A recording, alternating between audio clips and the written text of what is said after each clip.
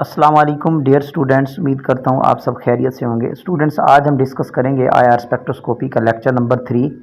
आज का लेक्चर काफ़ी इम्पोर्टेंट है। आज हम बात करेंगे कि कौन कौन से ऐसे फैक्टर्स हैं जो वाइब्रेशनल फ्रीक्वेंसी और वेव नंबर वैल्यू पे इफ़ेक्ट करते हैं, और कंप्लीट जो आईआर का स्पेक्ट्रा है वो इसी पे रिलाय करता है। तो आज का लेक्चर काफ़ी इम्पोर्टेंट है। तो आइए स्टार्ट करते हैं डिफरेंट फैक्टर्स को कि किस तरह वो वाइब्रेशनल फ्रीक्वेंसी को वेरी करते हैं। तो let's start with the first. अब हम बात करते हैं नेचर ऑफ बॉन्ड। तो bond strength is defined the nature of bond either single, double और ट्रिपल बॉन्ड। तो जितना ज़्यादा बॉन्ड स्ट्रांग होगा उसकी वाइब्रेशनल फ्रीक्वेंसी और वेव नंबर की वैल्यू उतनी क्या होगी, ग्रेटर होगी। यहाँ मैंने एग्जांपल दिया है जस्ट लाइक दिस। जो कार्बन ट्रिपल बॉन्ड कार्बन है, कार्बन डबल बॉन्ड कार्बन है, कार्बन सिंगल बॉन्ड कार्बन है।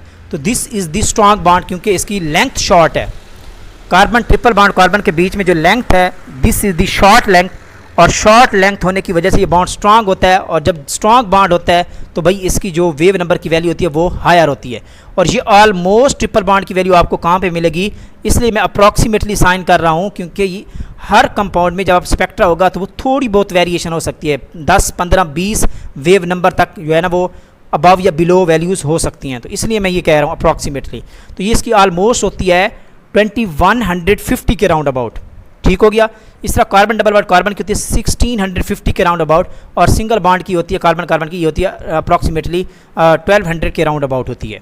इसी तरह अगर हम बात करें यहाँ पे C double bond N, C triple bond N, तो इस केस में देखें तो इसमें sp2 है, इसमें sp है और ये इसमें sp3 है। तो भाई सबसे जो स्ट्रॉन्ग बॉन्ड है वो ये है, और इसमें देखें तो ये 2250 है, और इसमें 1650 तक होती है सी डबल बॉन्ड एन की, और ये सी एन की होती है 1350 से लेकर 1000 तक की रेंज में ये आता है। ये फिंगरप्रिंट रीजन में आता है।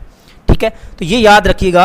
ये जो कार्बन ट्रिपल बॉन्ड कार्बन की वाइब्रेशन यानी कि वेव नंबर की वैल्यू आती है ये ऑलमोस्ट 2150 पे आती है, और सी ट्रिपल बॉन्ड एन की जो वैल्यू आती है ये अप्रॉक्सीमेटली 2250 पे ये वैल्यू आती है।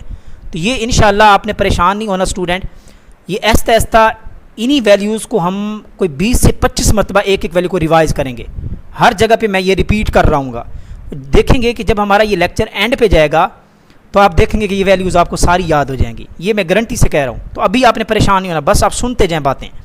तो जब आप वीडियो की एंड पे जाएंगे तो आप देखेंगे कि ये सारी वैल्यूज़ आपको याद हो चुकी हैं। तो इसलिए आपने रट्टा नहीं लगाना, बस ये चीज़ें याद करनी है आपने।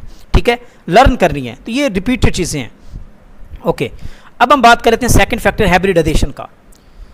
तो sp3, sp2, sp, तो sp जो हाइब्रिडाइजेशन होती है इसमें s करैक्टर ज़्यादा होता है, और s करैक्टर ग्रेटर होने की वजह से आपको पता है इसमें इलेक्ट्रोनेगेटिविटी का करैक्टर ग्रेटर हो जाता है, और इलेक्ट्रोनेगेटिविटी की वजह से वो बॉन्ड स्ट्रांग बन जाता है और उसकी वैल्यू वाइब्रेशनल फ्रीक्वेंसी की वैल्यू, वेव नंबर की वैल्यू ग्रेटर हो जाती है।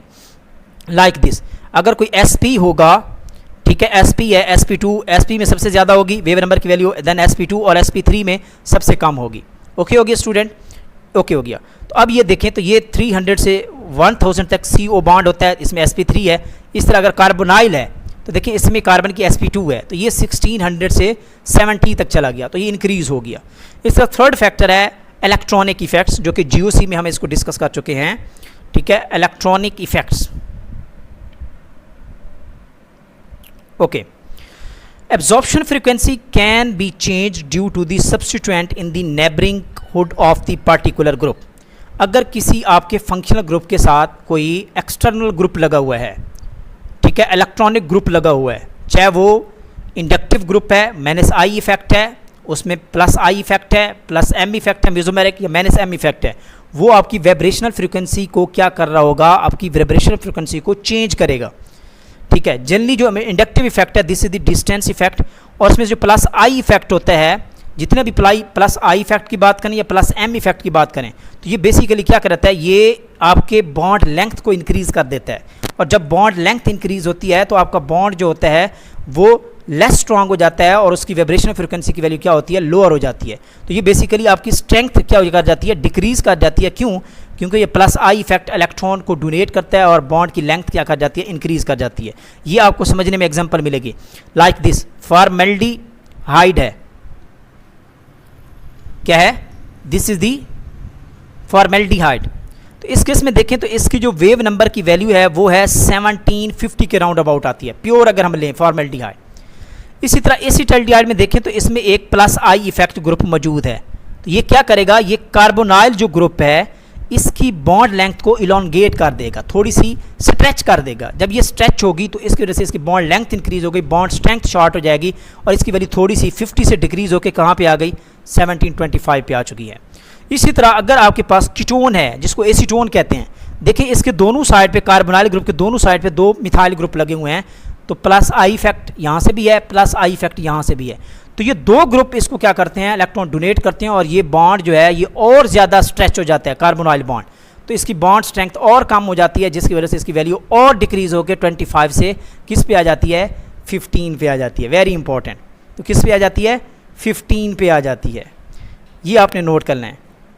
ओके, इसी तरह माइनस आई इफेक्ट होगा तो वो क्या करेगा, माइनस आई इफेक्ट जो होता है वो क्या करता है, वो इलेक्ट्रॉन को विदड्रॉ करता है, तो जो स्ट्रेचिंग का फिनोमेना होता है वो डिक्रीज हो जाता है, उसमें स्ट्रेचिंग नहीं होती, उसमें इलांगेशन नहीं होती, बॉन्ड स्ट्रांग बन जाता है और वैल्यू इंक्रीज कर जाएगी, सॉरी वैल्यू डिक्रीज कर जाएगी, ठीक है, उसमें बॉन्ड इलांगेट नहीं होता, ठीक है।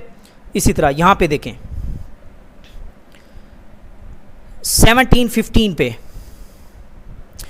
इस केस में देखें तो ये हमारे पास क्या है, दिस इज द कीटोन और इसकी वैल्यू 15 है सॉरी।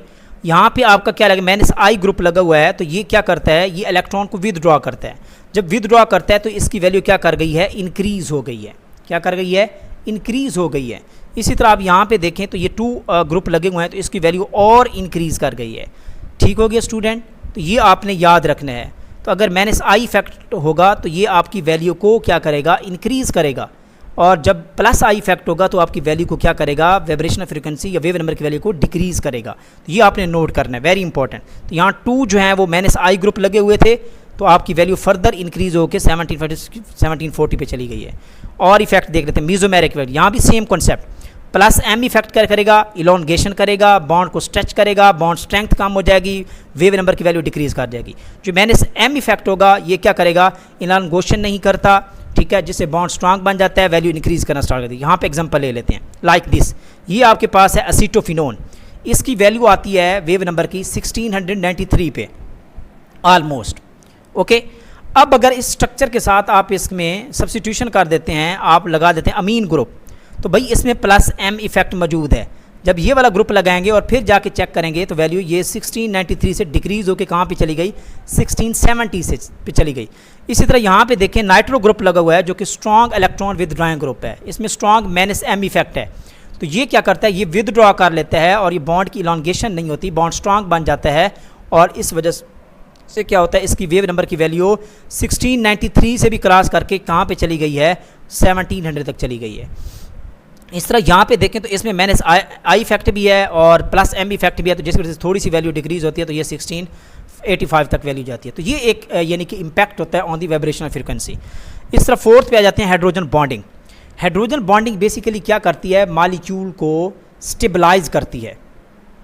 जब स्टेबलाइज करती है तो इसके रिजल्ट में hydrogen bonding present in the alcohols में भी होती है, फिनोल्स में भी होती है, कार्बोक्सिलिक एसिड्स में भी होती है, और कुछ अमीन्स में भी हाइड्रोजन बॉन्डिंग देखी जाती है। तो यहाँ हाइड्रोजन बॉन्डिंग के केस में 2 केसेस होते हैं OH के केस में। तो वो OH ग्रुप जो हाइड्रोजन बॉन्डिंग शो करता है, तो basically due to the stabilize structure उसकी वजह से इसकी ब्रॉड पीक आती है और लोअर वेव लेंथ पे आती है, इसकी लोअर वेव नंबर वैल्यू पे आती है। नोट कर लें, ये इंपॉर्टेंट पॉइंट बता रहा हूँ कि वो हाइड्रोजन जो क्या होगा, हाइड्रोजन बॉन्डिंग शो करेगा या हाइड्रोजन बॉन्डेड होगा, बॉन्डेड फॉर्म में होगा। किस में होगा, बॉन्डेड फॉर्म में होगा। This is the in the bonded form. जो बॉन्डेड फॉर्म में होगा तो उसकी ब्रॉड पीक आएगी, इस तरह की ब्रॉड पीक आएगी, ठीक है, और वो लोअर वेव नंबर वैल्यू पे आती है। ये ऑलमोस्ट 3300 से लेकर ये 34 या 35 तक आती है, इसी रेंज में आती है, 3300 34 जनरली 34 35। तो ये एक वाइड एरिया कवर करती है ऑलमोस्ट। ये आगे जाके स्ट्रक्चर डिस्कस करेंगे। इस तरह अगर हाइड्रोजन बॉन्डेड, ये इसकी टोटल वैल्यू है, सॉरी 3300 से लेकर 36 या 3700 तक। तो इसमें एक हाइड्रोजन बॉन्डेड है, एक फ्री फॉर्म में हाइड्रोजन बॉन्डिंग है, ठीक है। तो हाइड्रोजन जो बॉन्डेड है इसमें लेस वेव नंबर वैल्यू आती है, जो कि 33 से 34 पे वैल्यू आती है, 3300 से लेकर 3400 तक वैल्यू आती है। और जो फ्री फॉर्म में होता है, यानी कि जो फ्री फ्रॉम हाइड्रोजन बॉन्डिंग होता है, जिसमें हाइड्रोजन बॉन्डिंग नहीं होती, तो इसमें एक शॉर्प पीक आती है, शॉर्प पीक आती है और हायर वेव नंबर वैल्यू पे आती है, और ये ऑलमोस्ट 3600 3700 के राउंड अबाउट इसकी पीक आती है। ये आपने डिफरेंस याद रखना है, लाइक दिस। तो जब शॉर्प पीक आएगी तो ये कौन सा होगा, फ्री फ्रॉम हाइड्रोजन बॉन्डिंग, और ये ऑलमोस्ट राउंड अबाउट 3600 की इसकी वैल्यू आएगी। और जो ब्रॉड यानी कि हाइड्रोजन बॉन्डेड फॉर्म में होगा, इसकी ब्रॉड पीक आएगी, और ये क्या आएगी, ऑलमोस्ट 3300 से 3400 के बीच में इसकी पीक आएगी। और आपने देखा कि this is the broad peak, इस तरह की पीक आएगी, ब्रॉड पीक। तो ये आपने नोट रखना है, आगे जाके स्पेक्ट्रम में भी देखेंगे। इसी तरह जो NH होता है, इसकी भी पीक आती है, और NH की जो पीक आती है वो 3300 से लेकर 3400 की रेंज में आती है। इसको भी हम डिफरेंशिएट करेंगे कि फिर हम किस तरह हम इसको डिफरेंशिएट कर सकते हैं कि NH और OH की पीक। देखें, OH की 2 पीक्स थी, एक आपकी पीक आ रही है जो कि फ्री फॉर्म में है, और वो शॉर्प पीक आएगी, नोट करें, शॉर्प पीक आएगी, लेकिन वो 3600 के राउंड अबाउट आएगी, ठीक है। इसी तरह एक और पीक आएगी OH की वजह से, वो क्या होती है, ब्रॉड पीक आती है, और ये ऑलमोस्ट 3400 के राउंड अबाउट आती है। इसी तरह NH की जो पीक आती है वो भी इसी रेंज में आती है। तो then how can you differentiate, तो ये आगे जाके मैं भी डिस्कस करूँगा, अभी भी ज़्यादा टाइम लग जाएगा, वैसे इंटरप्रिटेशन में इसको देख लेंगे, ठीक है। तो बेसिकली इसमें क्या होता है, इसमें जो NH की पीक इस रीजन में आती है, NH की पीक शॉर्प पीक आती है इस रेंज में, जबकि जो OH की पीक आती है इस रेंज में वो ब्रॉड पीक आती है। तो इस तरह हम इन दोनों को डिफरेंशिएट कर सकते हैं। ओके, एंगल स्ट्रेन की बात कर लेते हैं। तो स्ट्रक्चर में मौजूद जो एंगल होता है, इंटरनल एंगल या एक्सटर्नल एंगल, ये भी बड़ा इफेक्ट करता है। तो internal angle is inversely proportional to the wave number value, और जो एक्सटर्नल एंगल होगा, जितना ज़्यादा एंगल होगा उतनी ज़्यादा वेव नंबर की वैल्यू ग्रेटर होगी, क्योंकि एक्सटर्नल एंगल जितना ग्रेटर होता जाएगा तो भाई वो उसमें क्या होता है, SP करैक्टर आता जाएगा, जिस वजह से एंगल बढ़ता जाता है। तो जो SP आएगा तो इलेक्ट्रोनेगेटिविटी वैल्यू और फिर वेव नंबर की वैल्यू इंक्रीज होना स्टार्ट हो जाती है। ओके, यहाँ पे बात कर लेते हैं। ये स्ट्रक्चर देखें, ये है 6 मेंबर्ड रिंग। कौन सी है, 6 मेंबर्ड रिंग है। तो इसमें जो इंटरनल एंगल है वो लोअर होता है, वो 120 तक होता है, बेंजीन में जनरली 120 का एंगल होता है। तो इसकी जो वैल्यू आती है वो ऑलमोस्ट आती है 1650 के राउंड अबाउट। फिर उसने स्ट्रक्चर को क्या किया, उस 5 मेंबर्ड रिंग पे लेके गया, तो इसमें एंगल थोड़ा सा इन्हांस हो जाता है, 109 पे, सॉरी एंगल डिक्रीज हो जाता है, 109 पे एंगल आ चुका है। तो इस केस में देखें तो वैल्यू इंक्रीज हो चुकी है। जैसे जैसे इंटरनल एंगल डिक्रीज होता जाएगा तो वेव नंबर की वैल्यू बढ़ती जाएगी।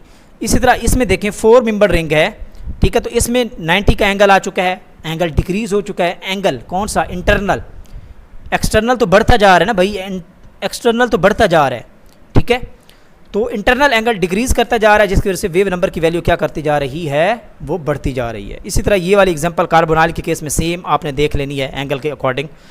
6 पे है स्ट्रेचिंग, ये भी हम डिस्कस कर चुके हैं। तो स्ट्रेचिंग बेसिकली 2 टाइप की होती है, आपने देखना होता है कि स्ट्रेचिंग हो रही है, बेंडिंग हो रही है, तो ये आपने देखना होता है। तो स्ट्रेचिंग वाइब्रेशंस हमेशा हर बॉन्ड में स्ट्रेचिंग भी होती है, बेंडिंग भी होती है, ये नोट कर लें। अगर आपके पास फॉर एग्जांपल OH है या CH है, तो इस बॉन्ड की स्ट्रेचिंग भी होगी, क्या होगी, स्ट्रेचिंग वाइब्रेशंस भी होंगी, बेंडिंग भी होगी।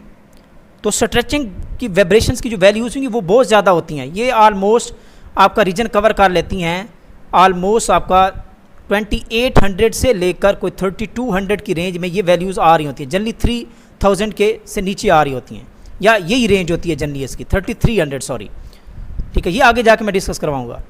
लेकिन जो बेंडिंग होती हैं ये आपकी फिंगरप्रिंट रीजन में आती हैं, यानी कि 1500 से भी बिलो चली जाती हैं। और ये वो रीजन होता है जो हमारा करैक्टरिस्टिक रीजन नहीं होता।